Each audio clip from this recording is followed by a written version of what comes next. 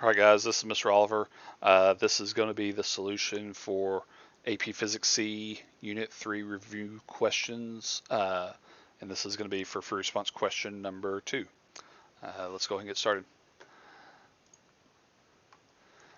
All right, question 2 is a classic kind of a roller coastery, loop-de-loop kind of problem, and this has got a bunch of different parts in it. It's got some analysis of conservation of energy, some forces, a little bit of kind of clever geometry that you got to deal with, but this is pretty typical what you see. It's not a 100% question on conservation of energy, but let's go ahead and go through it. So what we have here is we have a model of a roller coaster that has a ramp and a circular loop. There's a small block of mass, capital M, at the top, and it starts with height, capital H, and initial speed 0. So that means it starts off with gravitational potential energy up here at the beginning. It's going to slide without friction down the ramp, so this is a frictionless system, so there's not going to be any non-conservative forces. And the loop itself has a radius of half the height that you start with, h over 2. Position P is on the loop at an angle of 30 with the horizontal as shown. Express all algebraic answers in terms of mass, height, theta, and fundamental constants. Fundamental constants, of course, would be like g. You can also use numbers if needed.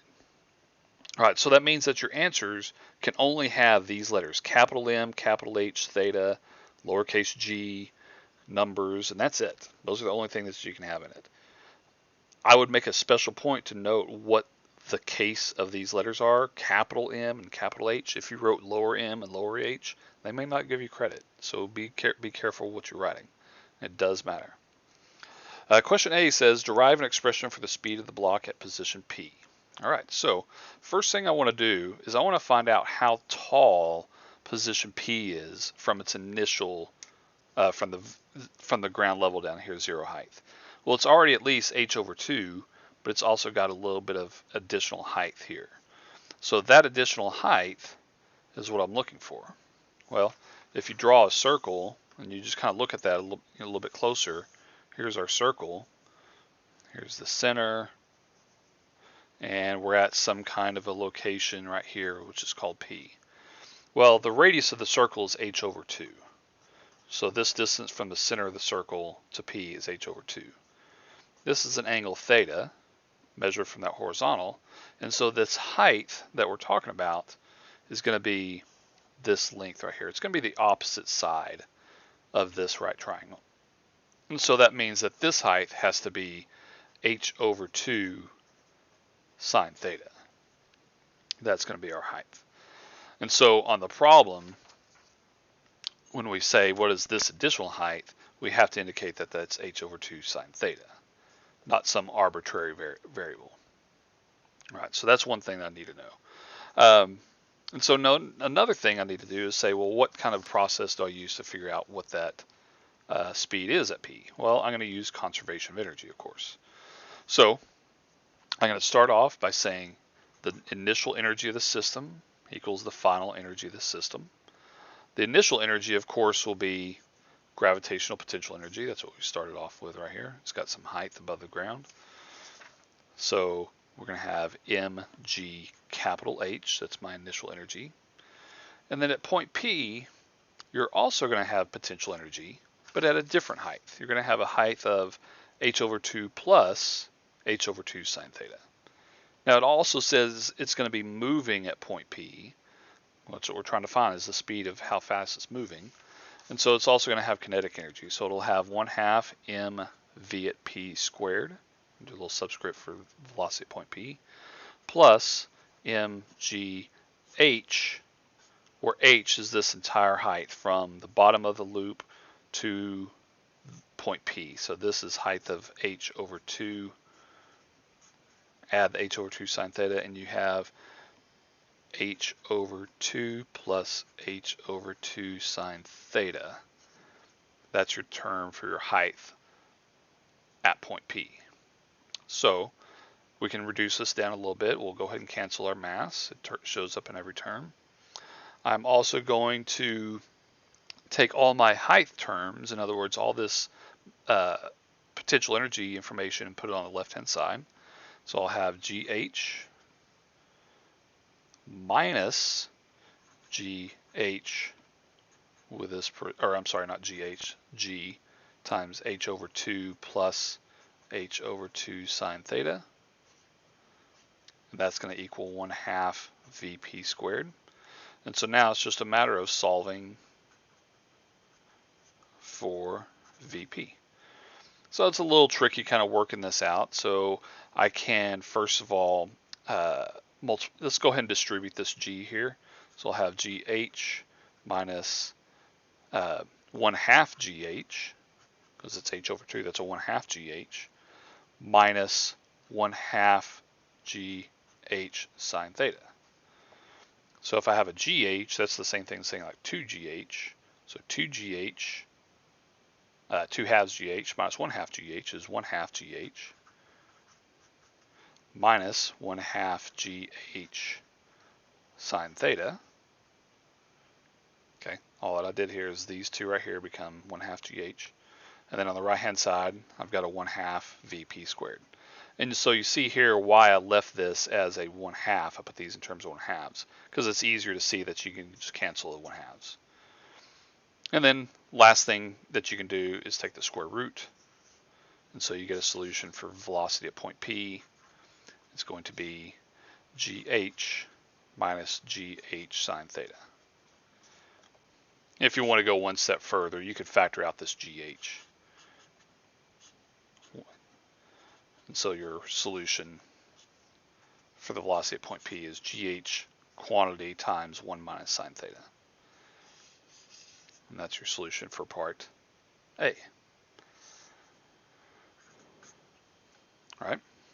Now, question 2 continues on by saying, on the following diagram, draw and label forces to represent arrows to represent the forces acting on the block when it is at point of position P. Each force must be represented by a distinct arrow starting on and pointing away from the dot. And I'll just do it right here on this. It's going to be pretty easy. You obviously always have gravity, which points straight down. So I'm going to label this as MG, capital MG rather, capital MG. And then there's also another force that it's represented right here. It's where this track is actually pushing on the car, on the little mass M. So which way does that have to point? Well, because it's going in a circular path, there must be a force that points towards the center. Sometimes you'd call that the normal force. Sometimes you call it the roller coaster force or whatever. I like normal force because that's really what it is. It's a surface contact force. And so that's going to be your solution for part B. That was worth 2 points. Okay. Now part C is a little bit more complicated. And so for part C, what I want to do is I want to sketch this out a little bit bigger so we can kind of see what's happening. I'm going to, let me draw up a circle real quick so I can have some good reference. And here we go.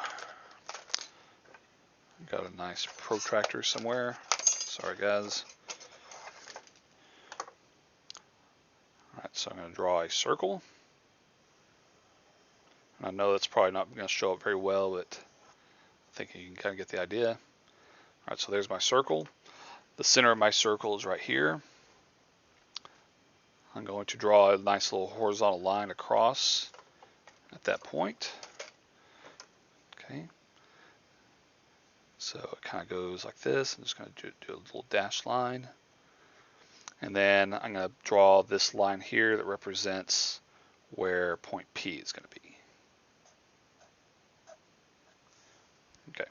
And so this angle, this will be my angle theta in the problem. Here's point P. And what I want to do is I want to establish a set of coordinates that model the motion of that. And typically when you do this, you want to have a coordinate system that has a direction that goes inward towards the center. That's typically called a radial coordinate. All right. And I'm going to say inward is positive. So this is a positive. You could, if you want to call it an X direction, you can.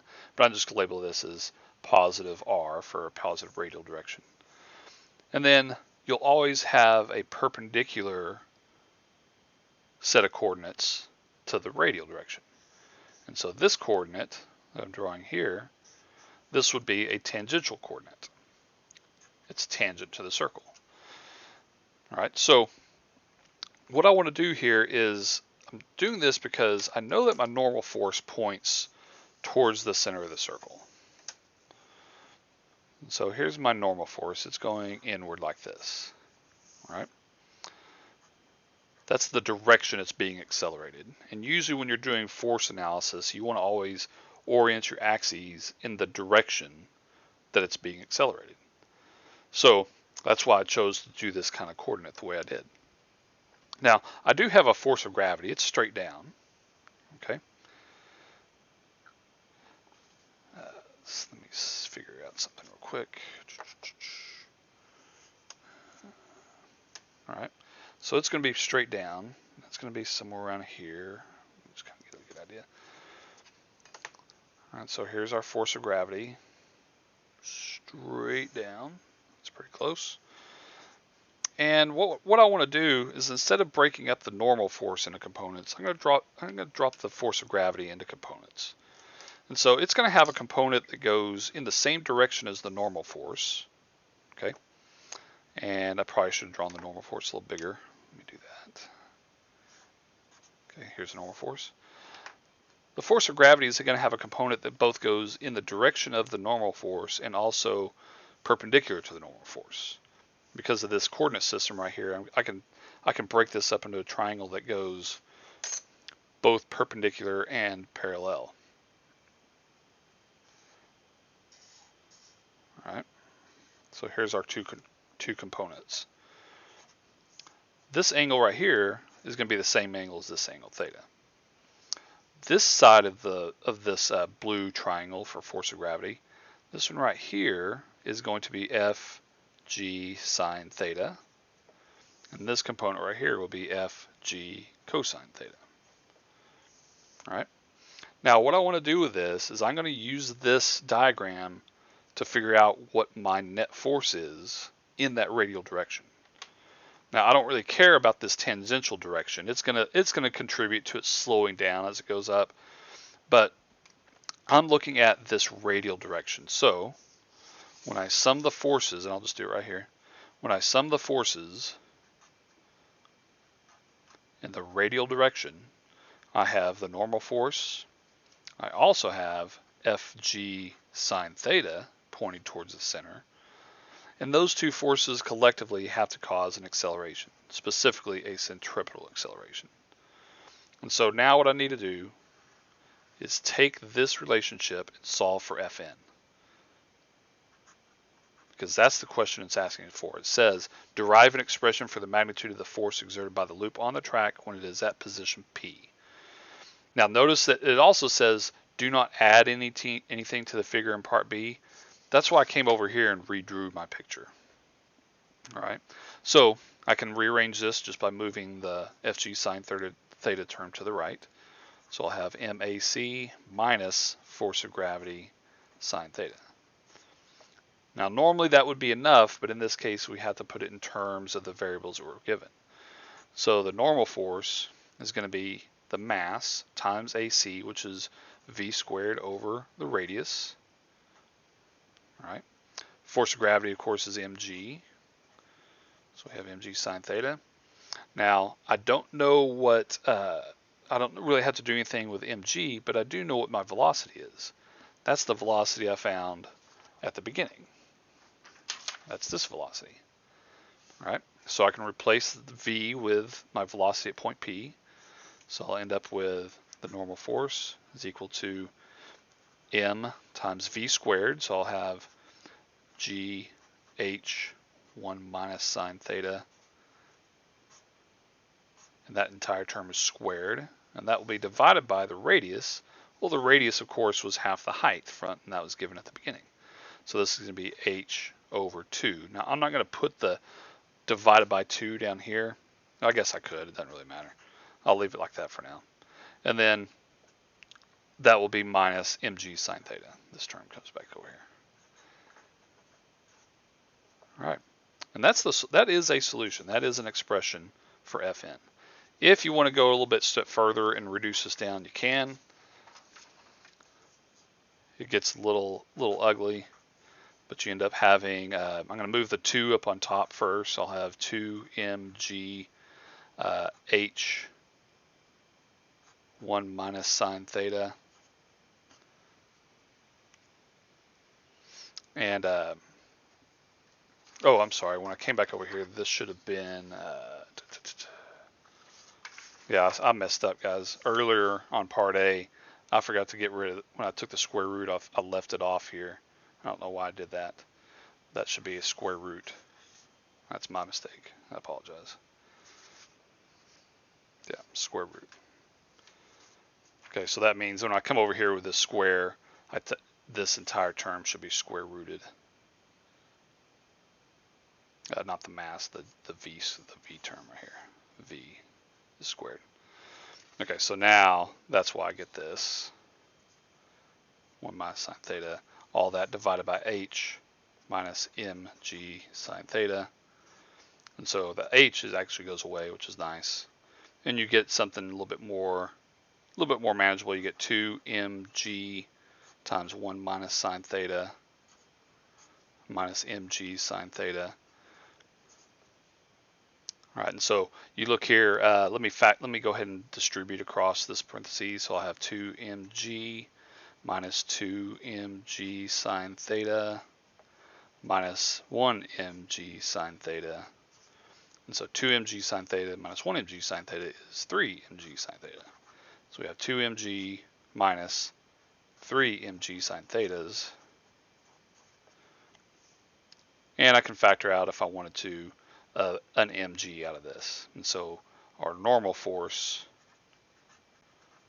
is mg quantity times 2 minus 3 sine theta. And the reason why I did this is because going ahead and breaking it down to a little bit easier solution, you'll see when we do the next part, it makes more sense to do that. All right. Now, part D says determine, what does it say? Part D says calculate the angle theta L in degrees in which the block leaves the loop. So whenever this block is going around the loop, you know it's going to leave the surface at some point. It's going to come off at some angle. Now, the angle at which it leaves is determined by whenever the normal force equals 0. So for part D, theta L occurs when the track no longer has the push on it, and that's when Fn equals 0. So I'll take my solution right here, set it equal to 0, and solve for theta.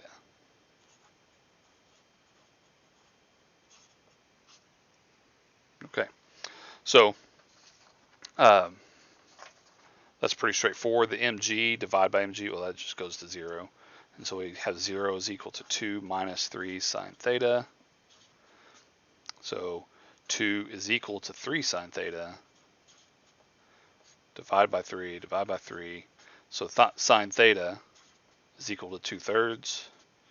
And so solving for theta, it's the inverse sine of 2/3, which is 41.81 degrees. Pretty interesting. All right, the last part of the question asks about what happens when you replace the block with a sphere. It says the block is replaced with a small sphere and it starts to roll because there's enough friction so it rolls without slipping. And the question is, will the new angle that the sphere leaves the loop be different or the same as the original angle? And the answer is that theta L will definitely be bigger than theta N. Theta N is the one with the sphere. Theta L is the one with the block. And it's as simple as stating that, well, theta N, when you have a sphere that's rolling, some of that energy, that initial potential energy that you start with, remember we start with some initial potential energy, some of that energy has to go into making that sphere roll. And so because there's less energy available, the sphere will have less ability to get to a higher rotational point or higher point to where it'll stick to the track. And so just make a comment that some kinetic energy must go into making the sphere roll or making it rotate, making the sphere rotate. So less KE will be available for translation. I think you kind of gather the information from that. But guys, that's the solution for that problem. If you have any questions, just send me an email or ask me on our next Zoom meeting. I'll be glad to help. Thanks a lot, guys. Have a good day.